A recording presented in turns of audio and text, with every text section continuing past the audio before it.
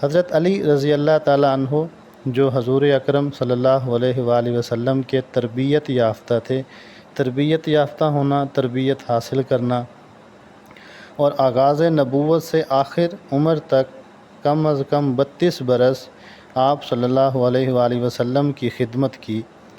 آپ صلی اللہ علیہ وآلہ وسلم کی نسبت سے سوال کیا گیا تو فرمایا، آپ صلی اللہ علیہ وآلہ وسلم خندہ جبیں، خندہ جبیں خوش مزاج کو کہتے ہیں، نرم خو، نرم مزاج، مہربان طبع نرم دل کو کہتے ہیں، سخت مزاج غصہ کرنے والا، اور تنگ دل نہ تھے، تنگ دل کنجوس، کوئی برا کلمہ منہ سے کبھی نہیں نکالتے تھے، عیب جوئی نہ تھی، عیب برائی کو کہتے ہیں، یعنی کہ دوسروں کے عیب تلاش کرنا، کوئی ایسی بات ہوتی جو آپ صلی اللہ علیہ وآلہ وسلم کو ناپسند ہوتی تو اس سے اغماض فرماتے، اغماض نظر انداز کرنا، کوئی آپ صلی اللہ علیہ وآلہ وسلم سے اس کی امید رکھتا تو نہ اس کو مایوس کرتے، مایوس نا امید کو کہتے ہیں، اور نہ منظوری ظاہر فرماتے، یعنی صراحتاً صاف صاف انکار و تردید نہیں کرتے، تردید کرنا، رد کر دینا، بلکہ خاموش رہتے تھے، اور مزاج شناس نفسیاتی کیفیت کو سمجھنے والا، آپ صلی اللہ علیہ وآلہ وسلم کے تیور چہرے کے تاثرات کو کہتے ہیں، سے آپ صلی اللہ علیہ وآلہ وسلم کا مقصد سمجھ جاتے تھے۔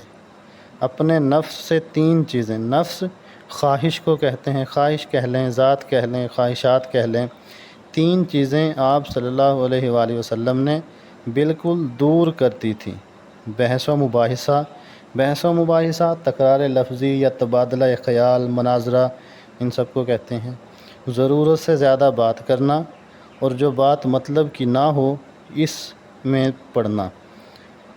دوسروں کے متعلق بھی 3 باتوں سے پرہیز کرتے تھے، کسی کو برا نہیں کہتے تھے، کسی کی عیب گیری نہیں، عیب گیری دوسروں کی برائیاں تلاش کرنا، دوسروں کے عیب تلاش کرنا، برائیاں تلاش کرنا،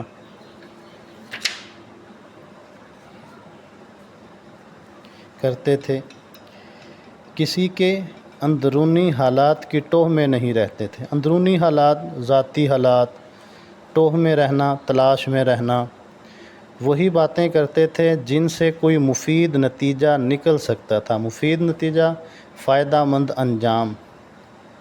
آپ صلی اللہ علیہ وآلہ وسلم کلام کرتے تو صحابہ اکرام رضی اللہ تعالیٰ عنہم اس طرح خاموش ہو کر اور سر جھکا کر سنتے گویا ان کے سروں پر پرندے بیٹھے ہیں۔ جب آپ صلی اللہ علیہ وآلہ وسلم چپ ہو جاتے تو پھر وہ آپس میں بات چیت کرتے، کوئی دوسرا بات کرتا تو جب تک وہ بات ختم نہ کر لیتا چپ چاپ سنا کرتے۔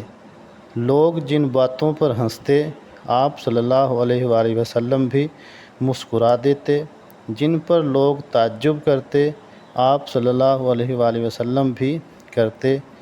کوئی باہر کا آدمی اگر بے باکی سے گفتگو کرتا، بے باکی، بے خوفی یا جرأت و بہادری، تو آپ صلی اللہ علیہ وآلہ وسلم تحمل فرماتے، تحمل برداشت کو کہتے ہیں۔ دوسروں کے منہ سے اپنی تعریف سننا پسند نہیں کرتے تھے، لیکن اگر کوئی آپ صلی اللہ علیہ وآلہ وسلم کے احسان و انعام کا شکریہ ادا کرتا تو قبول فرماتے۔ احسان و انعام یعنی کہ اچھے سلوک کا صلہ۔ جب تک بولنے والا خود چپ نہ ہو جاتا آپ صلی اللہ علیہ وآلہ وسلم اس کی بات درمیان سے نہیں کاٹتے تھے۔ نہایت فیاض سخی کو کہتے ہیں، یعنی کثرت سے دینے والا، خیرات کرنے والا۔ نہایت راست گو سچ بولنے والا۔ نہایت نرم طبع، نرم مزاج، رحم دل، نرم دل۔ نہایت خوش صحبت تھے، خوش صحبت جس کے ساتھ اٹھنا بیٹھنا خوشگوار محسوس ہو، جس کے ساتھ بیٹھ کر خوشی محسوس ہو۔ اگر کوئی دفعتاً دفعتاً اچانک کو کہتے ہیں۔ آپ صلی اللہ علیہ وآلہ وسلم کو دیکھتا تو مرعوب ہو جاتا۔ مرعوب ہونا، خوف زدہ ہو جانا، لیکن جیسے جیسے آشنا ہونا، واقف ہونا، جاننے والا، جانکار آشنا ہوتا جاتا، آپ صلی اللہ علیہ وآلہ وسلم سے محبت کرنے لگتا۔